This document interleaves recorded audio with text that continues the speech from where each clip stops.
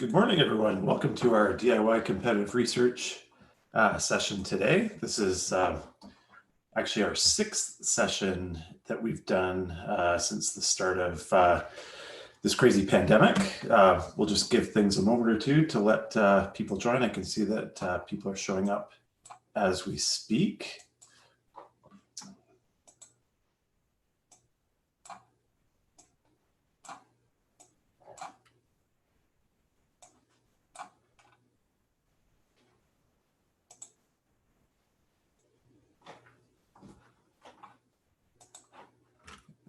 Yeah, it looks like we're at 10 o'clock, so we'll get started. We've got a tiny bit of housekeeping before we get into the meat of things anyhow, so I'm sure everybody that jumps on will be able to catch up.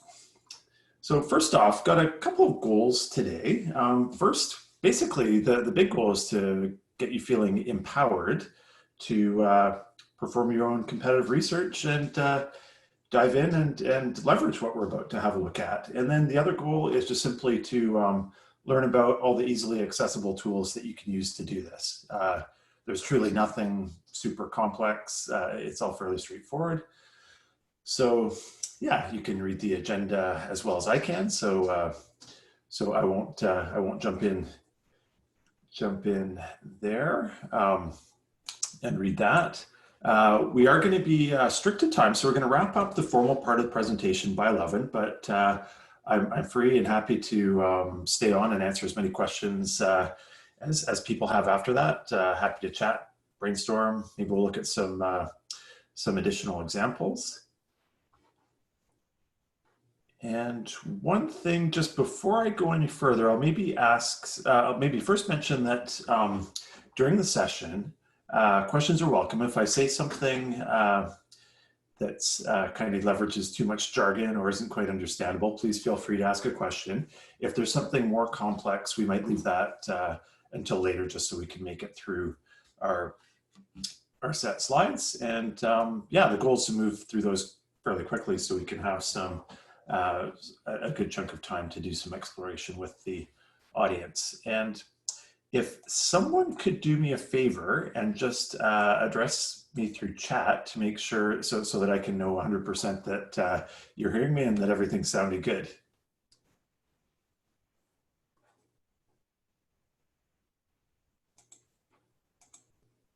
There we go. Perfect. Thank you, Abram. That would be a bad webinar if everything were not working there. So moving right along, just a quick note about my background. I've been a full-time web marketer since January of 2001. I started our agency, PlusROI, in 2007.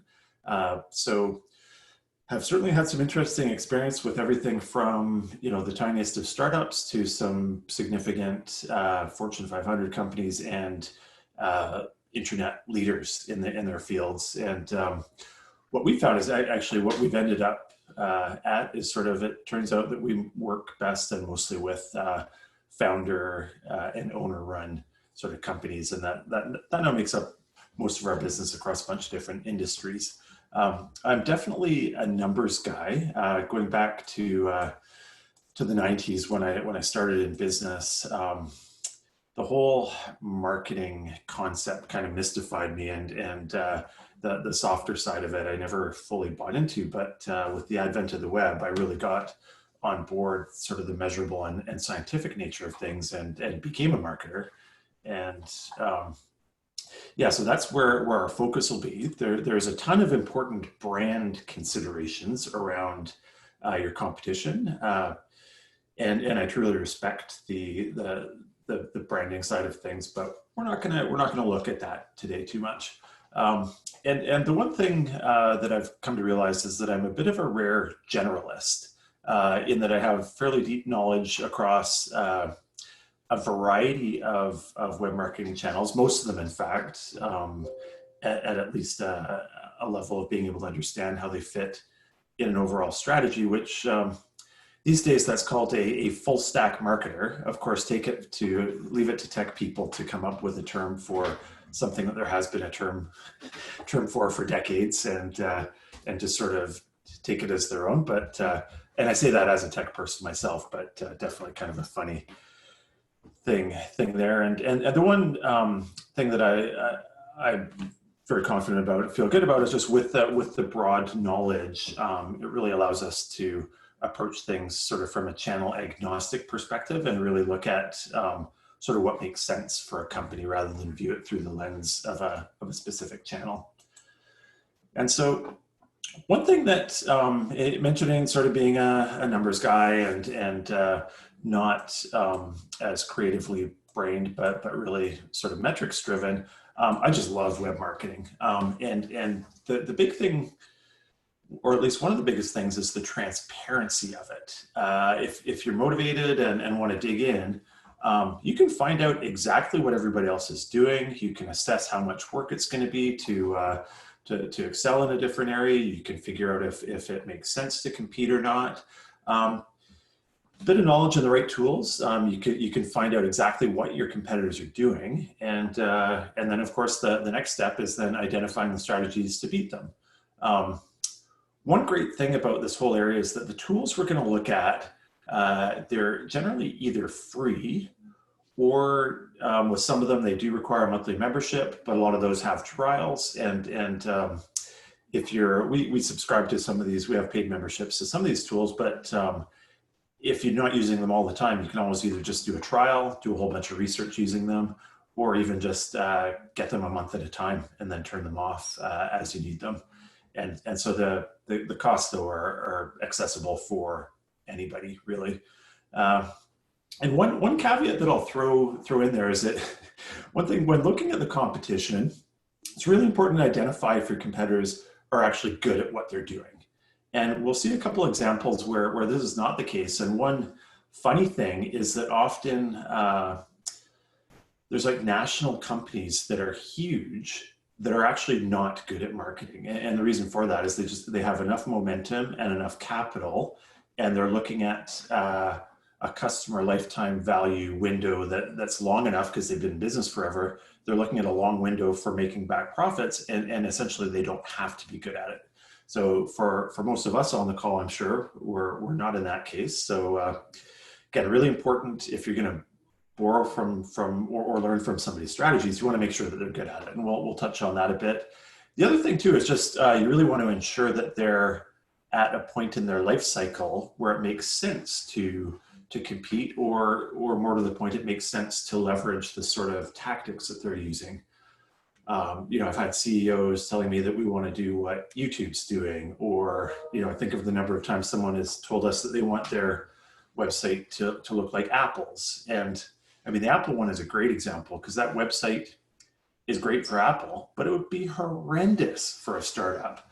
Everybody knows who Apple is, what they have. Everybody goes to that website already knowing what they're going to do, what they're looking for, what products they're looking for. They know all about the products. Whereas if you're a startup, if you have that site, it would just be the worst performing site ever because people don't already know those things about you. Anyhow, I digress. I better keep moving. So let's jump right in. Got sort of a summary of the areas of competition.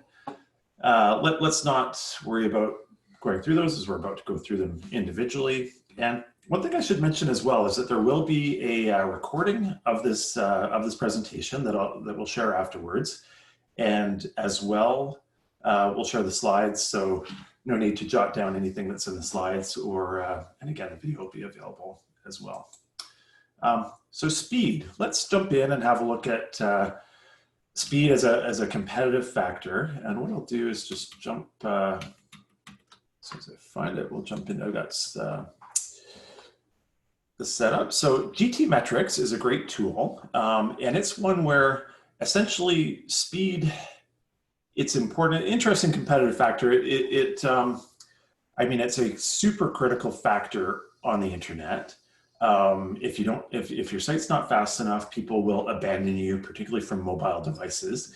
And it's great. I mean, it just shows a respect for your visitors to have a site that performs reasonably well. So this is a really basic one, but just making sure that your site is at least as fast as the general competition you're facing. And This varies by industry. For instance, we do work with auto dealerships, and in the auto dealership industry, everybody's site could be considered slow because there's so much going on in these sites. There's so much on the back end, so much imagery. So in that situation, you want to make sure that you're appearing, that your site is at least as fast or faster than everyone else's. Whereas if you looked at something like a content-driven site, that relied on people reading their posts. In that case, you want that loading. If somebody's clicking through a search result or from a social media link, you want that post standing in the grocery line, perhaps reading through from social media. You want that post to load instantly. So it's absolutely critical that it loads fast. So I won't go into into anything too deep about GT metrics, but it's one of our favorite performance tools, and essentially it's free. I will share that you definitely want to sign up for an account, because then you avoid the lineup. You basically just type in a URL. I've got all caps on here. I must have been very exclamatory earlier. Type in a URL, hit analyze. GT metrics takes a few moments and does its thing. Again, definitely recommend signing up for a free account, because if you don't have a free account, it can take, you might have 50 or 60 sites ahead of you. So it can take painfully long to load. And then we won't dissect the ins and outs of the tool with the time we have today. Another great tool to have a look at, and I'm using an example, there's an agency in Vancouver. We're in a position right now where we are rebuilding our PlusROI website. Still in the back of my mind is our new site, and then realizing it was done in 2014. It's now officially ancient. So we're doing that, and was having a look at some other marketing sites, and the Soul Pepper site in Vancouver is a company we're friendly with. And so I thought I'd use them for an example. Google PageSpeed Insights, and it is a tool by Google, and it does a performance score out of 100 based on how Google perceives it. So I'll start with the caveat that this tool is brutal and developers hate it. It's kind of overly stringent, and so in this case, this website has a performance score of 9 out of 100,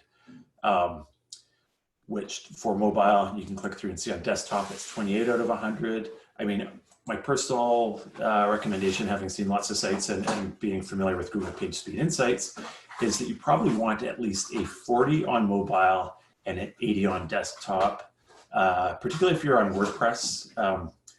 Beating those numbers might be fairly challenging. So that's kind of a good guideline. Again, we won't get too caught up on that, but we could spend the whole hour just talking about the different performance elements. But in this case, it takes 5.6 seconds for the first meaningful content to paint, which is obviously not good. So again, want to make sure that we're beating that. Absolutely. So moving ahead, there's one of the absolute most critical competitive metrics for search engine optimization is your domain authority. And this is something that essentially, it's another ranking out of 100, and it's built to sort of give you insights as to how you would be perceived by Google. It's done by Moz.com. They actually bought the tool. It used to be called Open Site Explorer. It's been around for a decade, and we believe it to be the best tool of its kind for what it does in terms of giving you sort of an assessment of how Google would perceive you. So you can see in this example, Soul Pepper is showing as a 17 out of 100. PlusROI is showing as a 21, which absolutely is not great, but fortunately is ahead of that example. And why this is so important is the domain authority is the best indicator out there of your potential for ranking in search. So it doesn't take keywords into consideration or your content optimization into consideration, but in short, if your domain authority is higher than another company's, if you have a piece of content that's been optimized to the same level and is of similar quality, you are very likely to outrank them in search. So again, hugely important there. On the flip side, if your if your domain authority is lower than a competitor's and you want to outrank them for something, that's still possible, although you're going to have to do better than them as far as content and or optimization of the piece of content. So it's really great, and it's not used enough by folks to really understand what sort of keywords they should compete for. And again, this could be a webinar in itself, and in fact kind of is in one of our other ones, so I won't go any deeper. What I will share though is the single biggest metric, and this one is interesting because in this example, the competitor is outperforming us. The single biggest metric in here that really has an influence is the followed linking domains. And in general, that's the number of web properties that allow Google to index their links that are linking to you. And so that's the number, if you were looking to get ahead of somebody else, that's kind of the number, the most important number that you'd probably be looking at in terms of the domain authority. And we'll just have a super quick look at that as well. So again, moz.com, Link Explorer, I've actually got that saved in there. We've been members for this for so long. I don't think there's a trial anymore, but you can go and do a certain number of these Link Explorer searches a month without having to pay anything.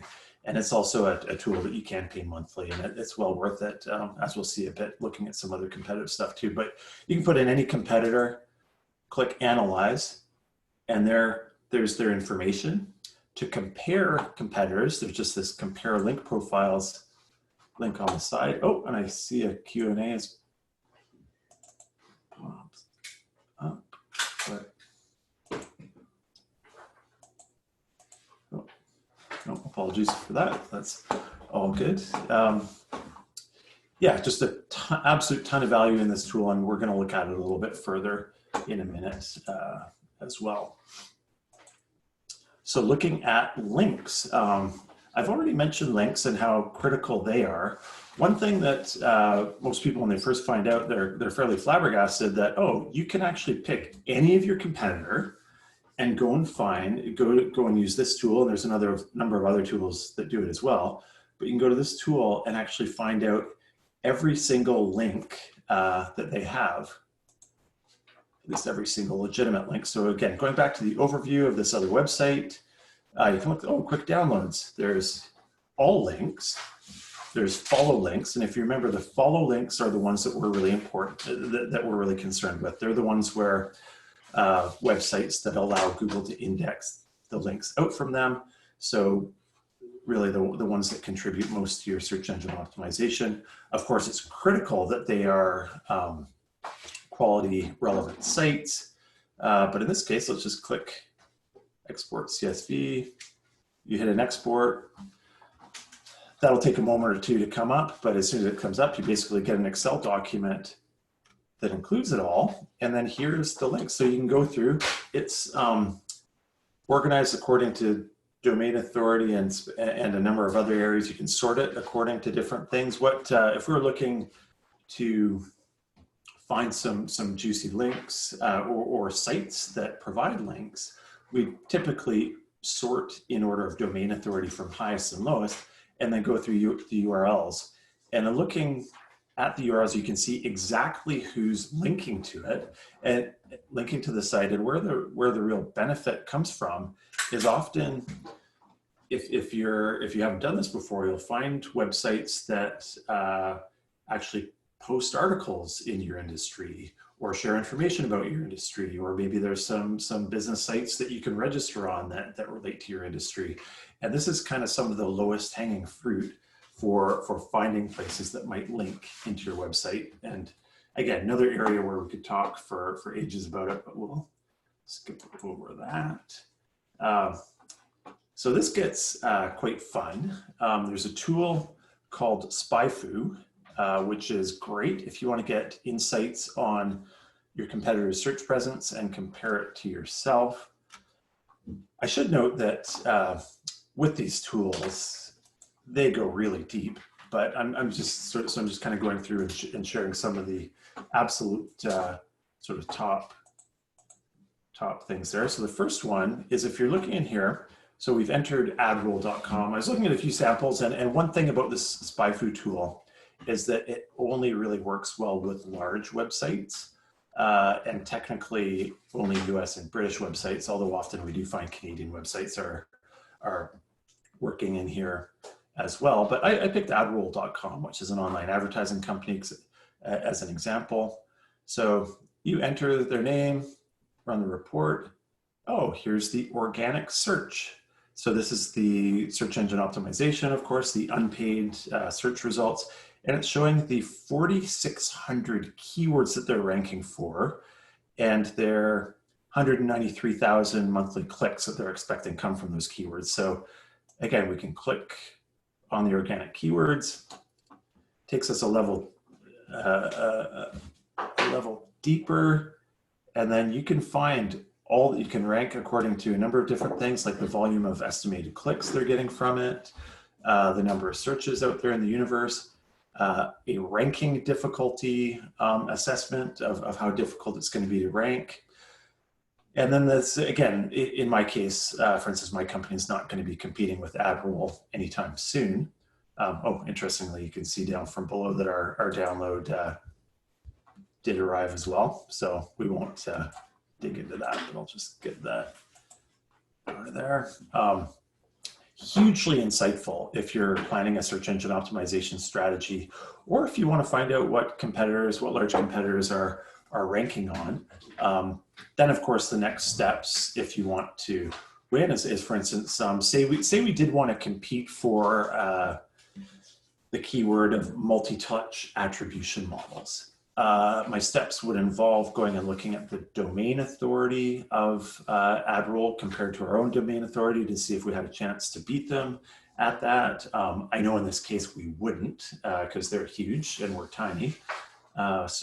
But if that keyword was still important to me, we'd look further down the first page results in Google and find like, oh, okay, who's ranking sort of still on the first page, but not quite as big. And we'd look at the domain authority of some of those other ranking companies and ranking websites, and then figure out if our domain authority was close enough that we could get there. And if our domain authority was above those, then absolutely that would totally make sense from a content marketing / SEO perspective to be able to anticipate getting traffic on those sort of keywords if approached properly.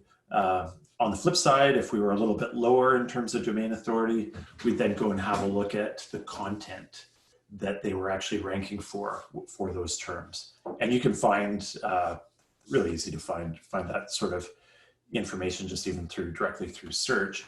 And in that case, if we found that their content wasn't fantastic, most likely at that point, we'd sort of make a judgment call as to whether we felt that we wanted to put enough effort to do a much better piece than they had in there, and then we'd stand a great chance of beating them along those lines. So moving right along. And this, what I'm about to show you here, if you're doing paid advertising, the Google Ads, is just huge when it pans out in terms of rapidly doing incredibly valuable insights. So in this case, this AdRoll, for instance, has been doing, we can see down here, they've been doing search for 12 years.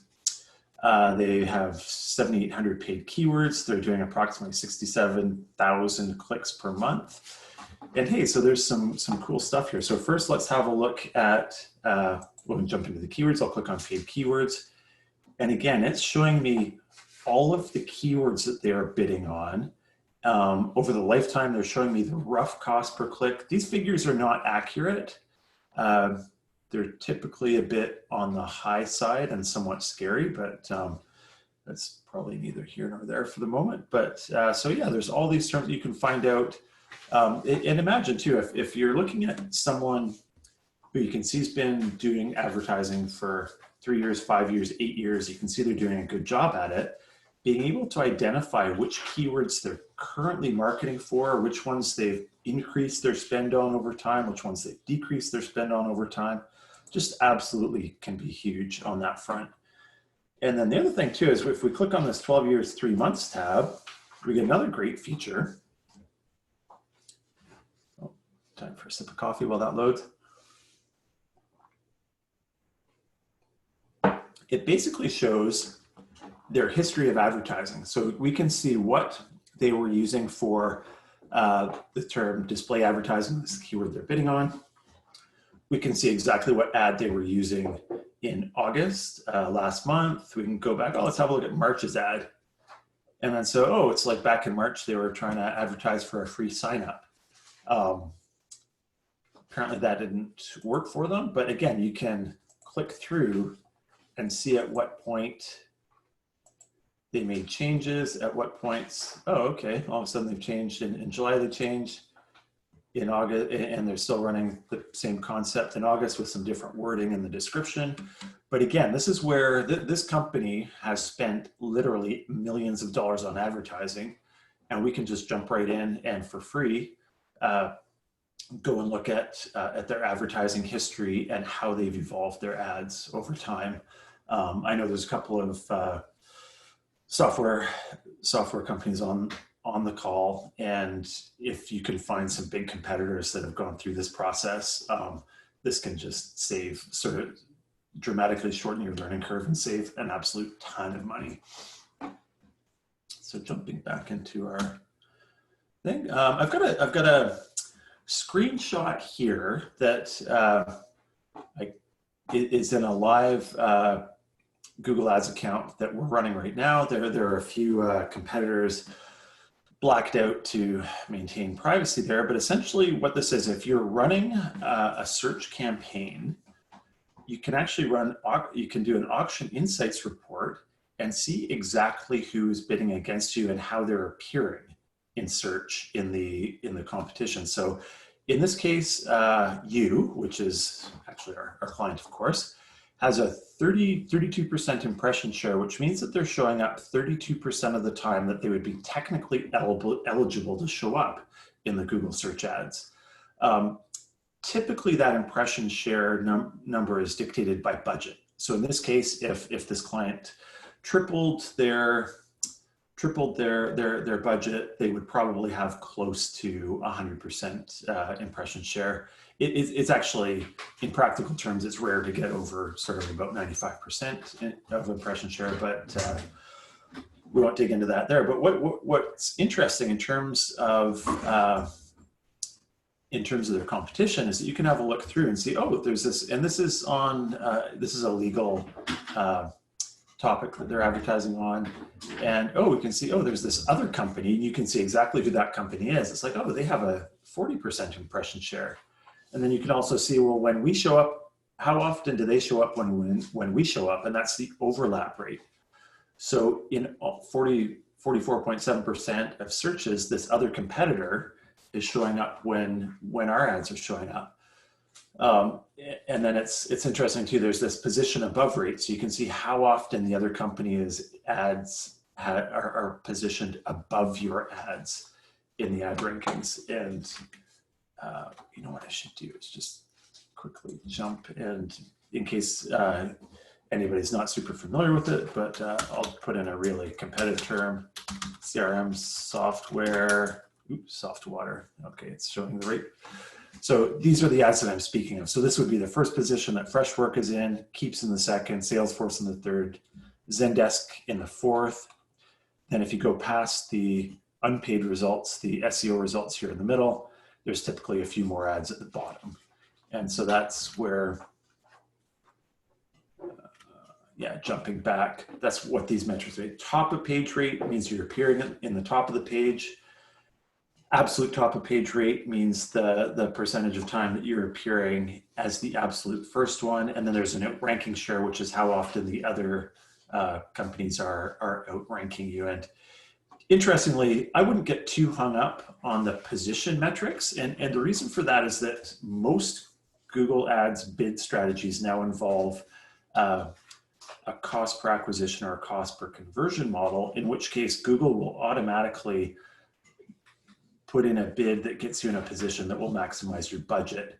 And what that means is that to appear higher, it costs more per click. So if you have a lower budget, you're actually better to appear lower in the search, and you might get, your pride might be hurt by not being first, but you'll actually get more clicks and more customers in many cases when you're not at the top. Where it is interesting though, it's like, oh my gosh, this is a really competitive area. There's like a dozen competitors that have a 10% impression share or higher, and these high overlap rates. So all of a sudden, and this is funny actually, because I think we'll probably jump in and do this later this month for this very client, is let's have a look and see exactly what everybody else is doing, learn from what they're doing well, and make a point of getting better at them. For some of the larger ones, we can see if they show up in SpyFu. Otherwise, we'll just do enough searches to see exactly what they're advertising, what the angle and strategy of their ads is, and then we'll see how they're trying to convert clickers into buyers or clients. And we'll have a look at that a tiny bit further in a moment too. E-commerce search engine optimization is an interesting area. I think we had a couple folks sign up that do sell stuff online. There are some really interesting opportunities where smaller companies can compete with bigger companies, and the most exciting one that I've been involved in personally, and we've experimented with clients with great results, even with brand new tiny companies, is that if you're selling goods nationally or even internationally, if you're selling brand name goods, there's some great opportunities. So in this example, we can see the Nike.com product page for their Air Zoom Pegasus 37. Got your reinvigorate your strides, spring with your step, evolve fit, ready for speed. Then we look over at what Sport Check has for, I think it was Sport Check, what they have on there for their description for that same shoe. They actually have the exact same description. Now, this is interesting because this result did manage to show up in search, but in general, Google does not like duplicate content. And this is where just either sometimes through laziness, more often through practicality, and that many online retailers are selling literally thousands and thousands of items, they can't go in and do custom descriptions for individual items. That said, if you're a smaller company starting out, maybe have a smaller inventory range, you can absolutely go in and write your own custom description that is different than the manufacturer description. Now, when you do that, even if you have a small site, there's often some fantastic opportunities to show up higher in search than even national companies. And again, this is something that I have seen in the wild for myself with experiments we've done for clients. And again, the downside is that unfortunately it doesn't work for categories. So for instance, if I was selling, let's just say allergy-free soap or something, that same thing doesn't really work because everybody already has different descriptions because you're advertising a category, not a specific manufacturer product. So works great if you're selling other people's goods. Doesn't work so well if you're selling something that you made yourself. Now, a minute ago, I touched briefly on sort of the conversion strategy and what people do. So one thing that's huge, and this is if you're going to get into advertising and spending money on advertising, or quite frankly, if you're doing spending any money on driving traffic, you really need to think about your conversion strategy. And what conversion strategy is how do your competitors get visitors to, air quotes, convert into customers or leads? And so in this example, I picked this ISMOIP digital marketing. Finally a name that more people are going to screw up than PlusROI. Is MOIP? No idea what it is. I'm sure it means something.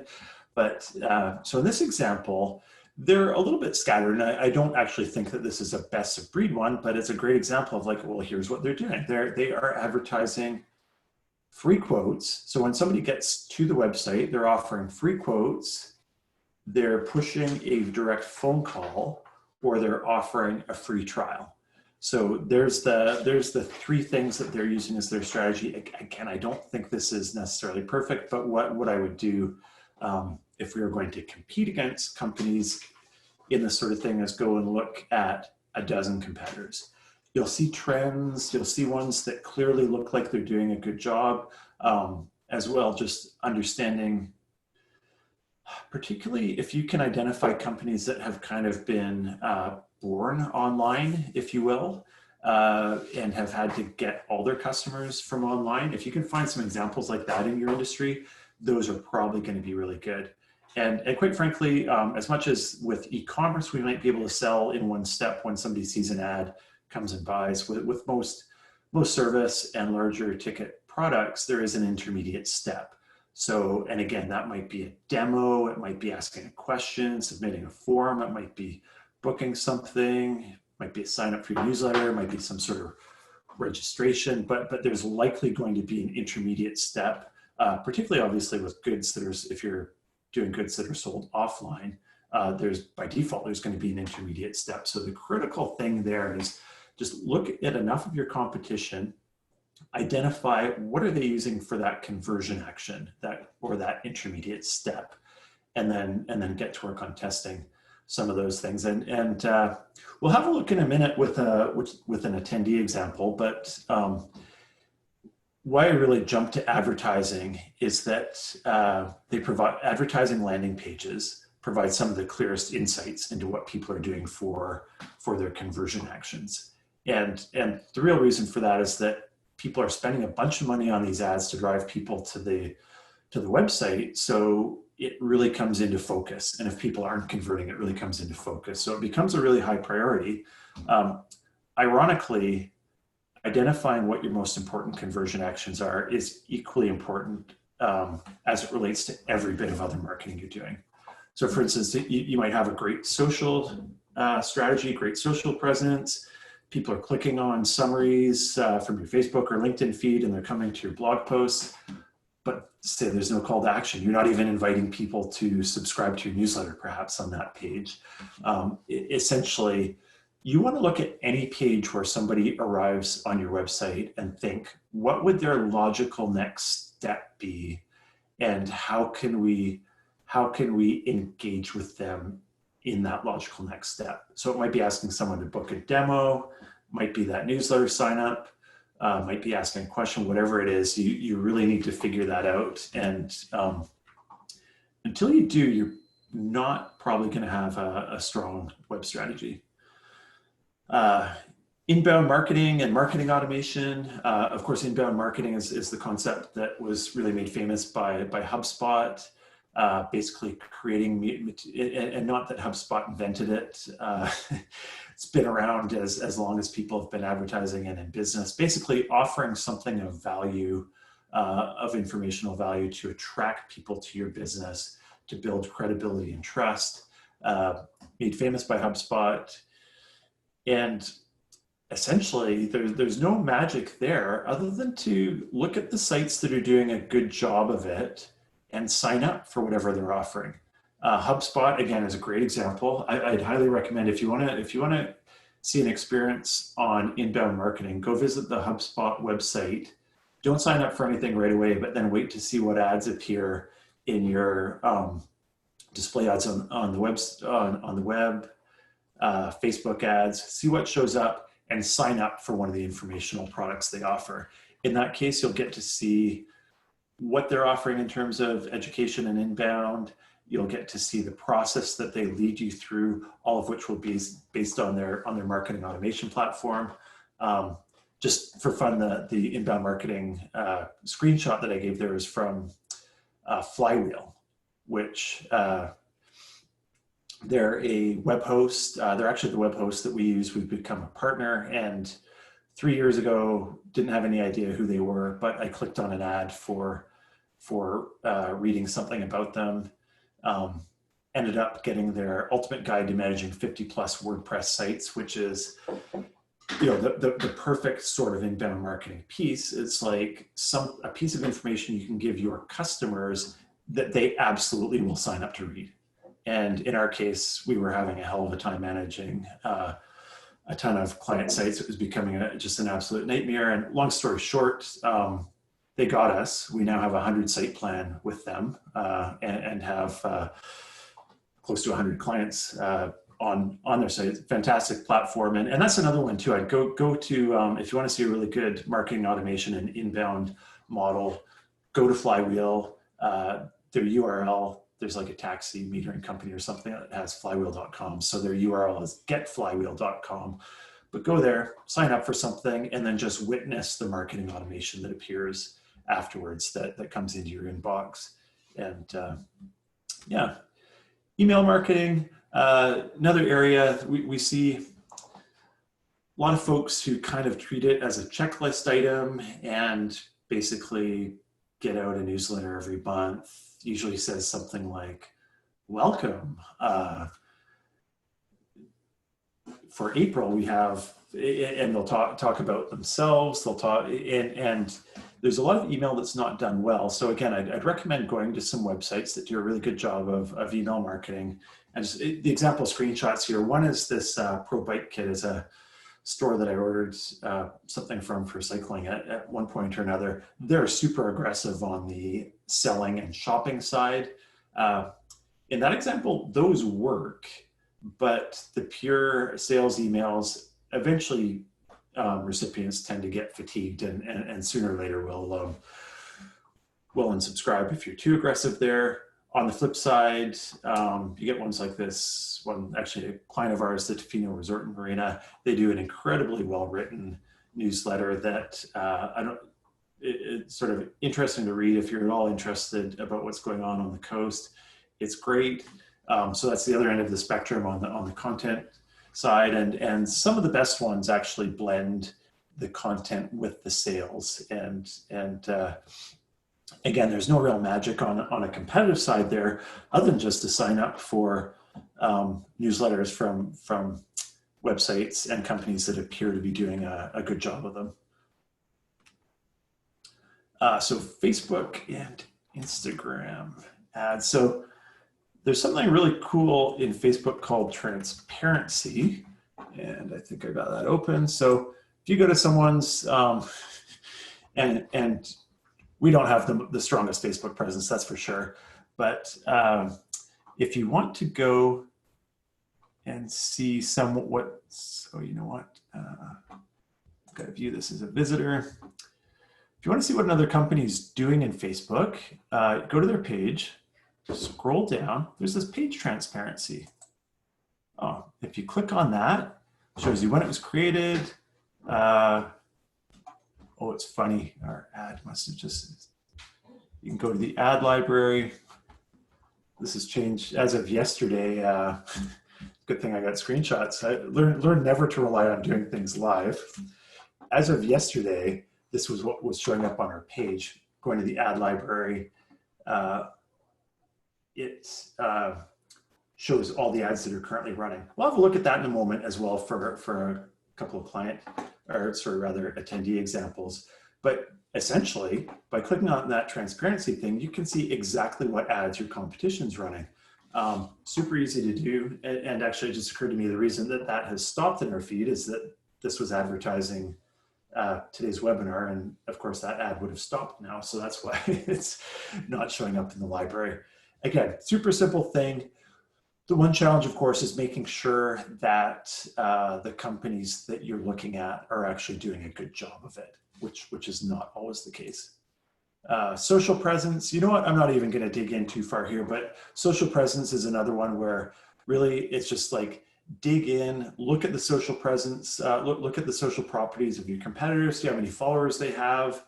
But again, there's a lot of ways of sort of scamming around the followers and getting inflating your follower numbers. So really jumping in and looking at the level of engagement, like, do they have any like, and here's an example where our friends in Vancouver, their recent posts, it's like, oh, they have 473 followers, but 0 likes on many of their posts. So that's a situation where the social's probably not working out great for them. I know, actually, interestingly, Facebook is just incredibly hard to get engagement out of now. There's some fantastic opportunities still on Facebook, and there are folks that spend some time and get some really good results.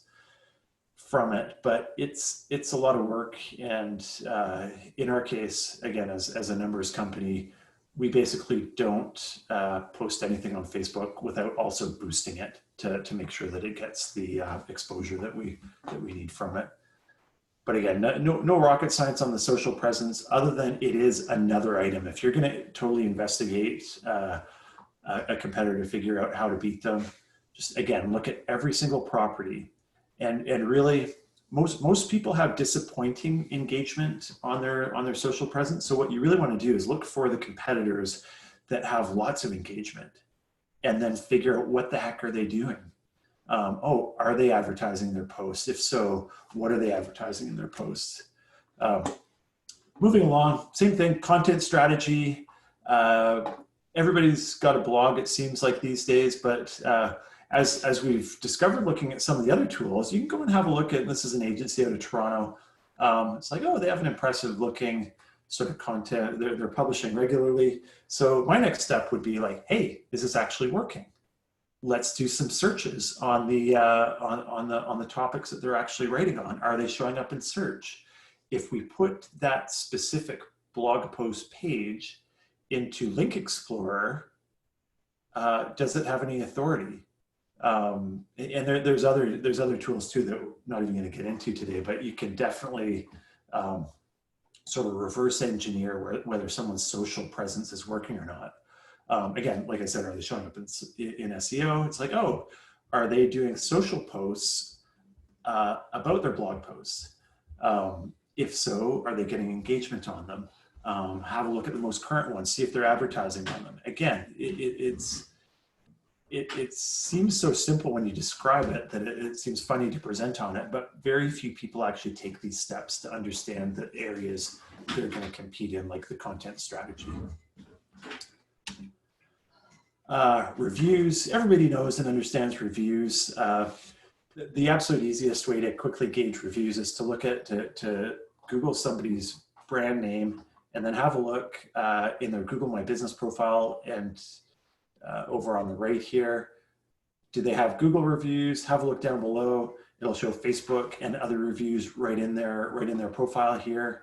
And essentially, if your competitors don't have a lot of reviews, maybe there's an opportunity to some low-hanging fruit there to drive some reviews and get a leg up there. If they do have reviews, if everybody else in the industry has reviews and you don't, then that points out an area that you need to jump on as well. And the big thing too, it really depends a bit on what sort of company you are. But if you're doing business locally, having a lot of high quality reviews absolutely can make a huge difference in your search presence. I can move quickly here just so, oh, here we are, into the from the audience. Great, the portion I was hoping to get to by now. So we're right on track. Just gonna jump back to here. So we do have one of our attendees from CanadaMortgages.com. Sorry, my brain is, I've got it down. Great. Yeah, from MortgageCanada.com, absolutely. And I'm interested to see the attendee, and I did ask permission to name them, by the way. So just in terms of some insights, so if you Google mortgage broker Victoria, BC, what comes up? What are we going to look at competitively? Interestingly, most of the ads don't speak to Victoria, and this is interesting because you can have your ads so they show up according to exactly what's in somebody's search term. This is a situation where and we do work in this industry, and absolutely, if there's a location-specific search like Victoria, BC, pretty much mandatory to have that location in the headline if you want to win a click from somebody. And essentially, nobody's doing that with the exception of that one company. So let's have a look at what down there. Olympic Mortgage Corporation. Interesting. So their call to action is to book a consultation. There's Get Started up here, which we don't really know what Get Started is. And then there's this chat with Olympic Mortgage. This can be very effective. The live chat accept typically replies within a day. That doesn't sound ideal. So this is probably not a perfect example. They have a lovely branded site. They probably do all right with it, but it's definitely not fully optimized to win an online engagement. Just out of curiosity, I'm going to have a look at this TD Mortgages result because I suspect, yeah, this is funny. This is my example of national companies that don't do a good job, that don't have to do a good job in their advertising. We already said we're from Victoria because we're looking for mortgage specialists in Victoria, BC, and it takes us to a page where we can search by city or postal code. This is not going to convert well. I'm going to jump to an example that I know is good because I've researched these guys in and out in the past. It's like, oh, True North Mortgage. And this is an example of a company that was more or less born online. They have to get all their clients online. And so they've got a super strong sort of value statement up there: get great advice and save a pile of cash. They build the credibility with our clients save over $3,000 on average. So they're doing a really good job of speaking the language that people need to hear to take the step. They have the next step of apply online. There's also a request to call. What they really want people to do is apply online. But then they also have that low, sort of low barrier of, oh, how can we help you? Able to ask a question. And that's something that can be really effective. I mean, in this industry, it's really interesting. There's a lot of variability in how to drive leads. If you have a really low barrier, like around getting somebody to ask a simple question, or you know, putting your information and we'll send you your current rates right away or something like that, you can get a lot of leads, but not necessarily super qualified, which by that I mean not super likely to eventually become clients. On the flip side, you can have multi-step online forms where you get a bunch of information from them. In that case, you'll get way fewer leads, but they'll all be quite likely to become customers. And really, for any company, it's about finding that spot that's halfway in between. So again, without going too deep into there, there's a fun one that there's a booking software company locally. There's someone from Checkfront here, and so there's some interesting stuff to look at in there, particularly in SpyFu. And so, I as an example, so if we're looking to like, hey, let's get some more, let's do better with our ads for our booking software, say maybe a typical booking software for attractions. That's one of the areas that we work in. You can have a look. You can see the ads that people are doing. Again, this is a case where this is quite a competitive area, and I'm not impressed that nobody has attractions. Somebody has tour, which is quite close, but nobody has attractions in their headline, which is very straightforward to do. Some of these are just kind of wrong. Salon software, it's probably not exactly what we're looking for. So actually, Checkfront's in there. If we click on that, go to a page, one booking platform, one list possibilities, start your free 21-day trial. This is great. It looks lovely. Hard to tell from here if you're using a landing page strategy, but I would absolutely recommend looking at getting specific landing pages for the different sort of terms that people are searching for. But without getting too deep into that, let's go and have a look at and I'll just back up. So when I was having a quick look beforehand, going through, and there were no fantastic examples in the ads, and then it's like, let's have a look at the organic listing. So this Booking Boss, they're showing up #1 in the organic search results.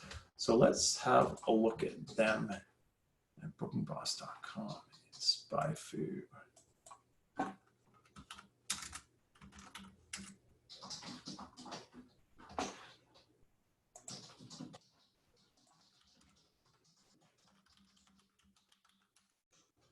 So again, this is an example. You can see how quick this is to do. This is not something that takes ages and ages. So first off, we can have a look, click in and have a look at their PPC ads. Again, there's not an absolute ton of history, but in terms of saying, oh, they're really focused on museum management. Probably not a lot of insight for Checkfront unless you are doing museum management, but I don't think so. But again, can go, oh, tour management software. Oh, let's have a look at that. Let's take a moment to come up. Oh, sorry, I've gone in and it's now showing everybody that's offering that.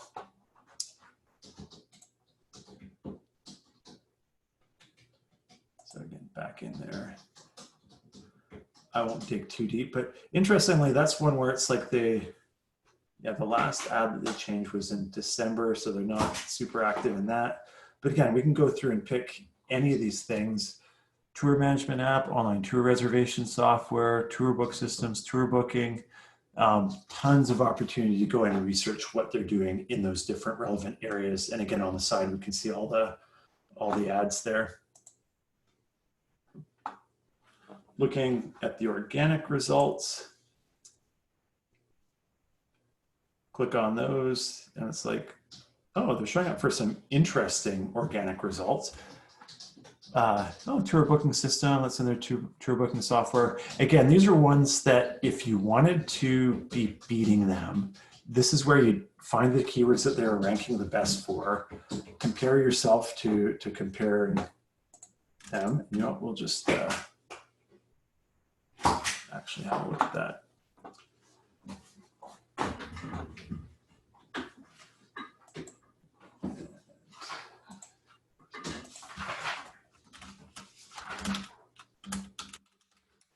bookingbox.com, they have a domain authority of 33. So again, we click on compare link profile.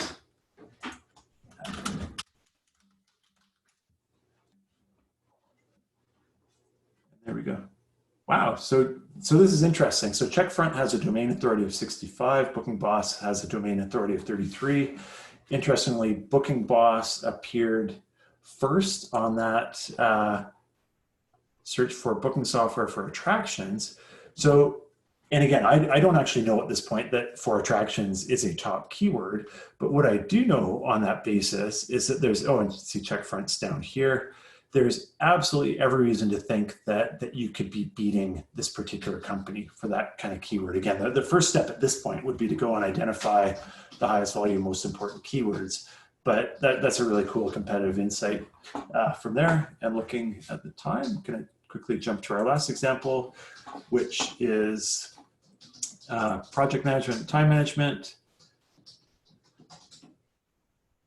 And interesting to have a look in there, and we have someone creating with us from Function Fox today, and so this is an interesting one on that front. We won't jump into the ads, but let's have a look at the Facebook opportunities. So let me just see if my saved link will work. So again, just going into Aveza, which was one of the companies that came up, and so what I've done is gone into that transparency tab, and it's like, oh, in Canada, they are running these two ads to competitors. This one they both started in June. Interestingly, they're both videos.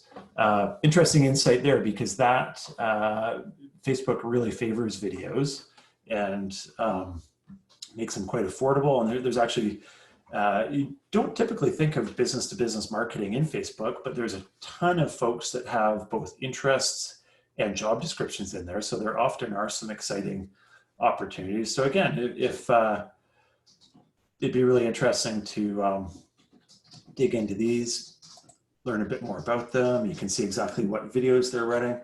Oh, and that's funny. It's a super short video, which makes me wonder if their strategy is just to leverage Facebook's love of video right now to get some cheaper ad results. And then there's another one called Scoro.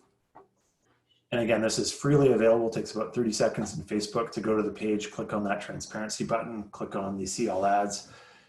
And they are doing one on employee engagement, not engaged. Again, this was a competitor from the search and the project management space.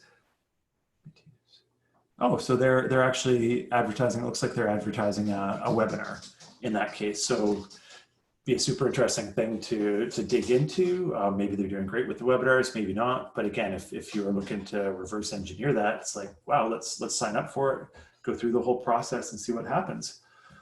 And on that note, we are sort of reaching a bit of a close for our formal presentation. So time for my shameless plug.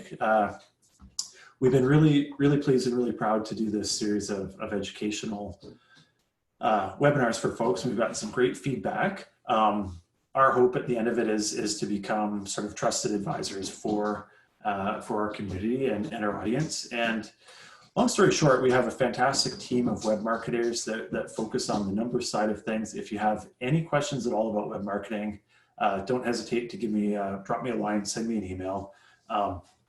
I manage business development in our organization, so I can promise that no salesperson is going to hound you if you do speak up and ask a question. But yeah, fantastic team from everything from web development through to the search engine optimization, pay-per-click advertising, content strategies, social engagement, all that good stuff. And we have two different divisions to serve both large and small companies. So I really would love to hear from anybody if you have any questions at all. And also, I don't mind questions. If something's too complex to answer quickly, I'll let you know, but otherwise, always happy to share an opinion. And from that, moving right along, we will let you know about future webinars. So we'll send you an email on that when those come up. We do have our past webinars archived in our blog. We are going to be relaunching our website, launching a new website, hopefully within a few weeks, and have an actual webinar section where we'll have our webinars archived by subject. But in the meantime, I'll send you a link to the one we're on right now, and you can find the past ones archived. Again, please send us any questions or suggestions, feedback, what have you, and we're looking forward to doing some more webinars. And lastly, we are on the hour, so I know some folks will be leaving, so please don't hesitate to drop off and carry on with your day, but I'm happy to stick around until all the questions are answered. So with that in mind, does anybody have any questions? And I can set it so you can speak, or feel free just to send a Q&A.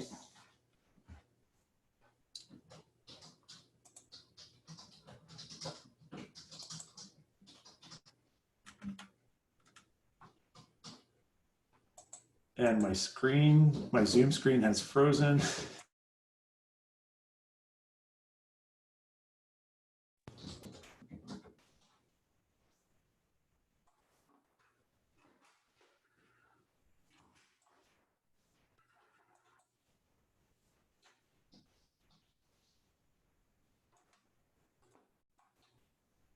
Sorry about that. I'm hoping you can hear me. The Zoom screen actually froze there for a second and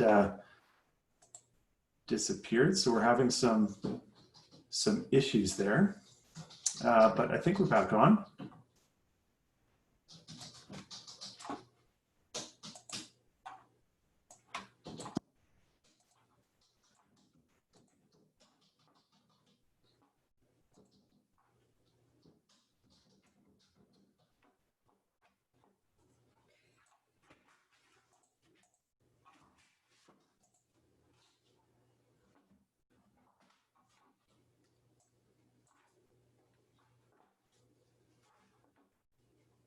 My apologies there. Again, it looks like Zoom has, oh, there we go. We are working again and seeing some notes. So Corwin has asked us, how does a small company with limited URLs and backlinks compete with SEO? And that's a complex question. I guess initially probably the best answer would first be to look at the sort of keywords that you're competing in. I mean, that's really the first step, is identifying keywords of value and the sort of things people are searching on in order to find sites like yours. And then a great thing would be to find if any other small properties are showing up in search results, and then literally find out what they're doing and see if you can emulate that with your own keywords. With that said, probably the biggest and most common thing really is that do enough research to find some niche topics that you can rank on. Because if you are a small company and you don't have a lot of domain authority, it's next to impossible to compete with large national organizations on competitive keywords. But that said, if there are very specific topics, so if I was to use an example, say maybe in my industry, we're pretty small organizations, so we're not going to compete for terms like digital marketing agency. It's just not going to happen because there's huge national companies competing for that. Whereas on the flip side, if we tried to optimize for digital marketers in Victoria, we can do that and have done that. If we're to optimize for maybe digital marketing for lawyers, that's another area where the volume of search would be way lower, but the level of competition would also be way lower. So that's also an area where we might have some opportunities there. Does that kind of answer the question?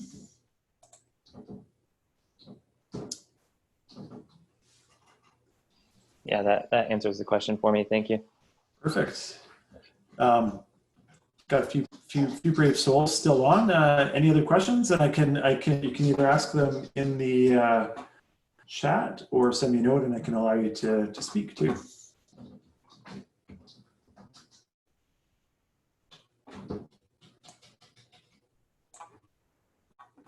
All right. Well, with that said, I think we might just be done for the day. So thanks again, everyone. I will send out the recording afterwards, and everybody have a great Thursday.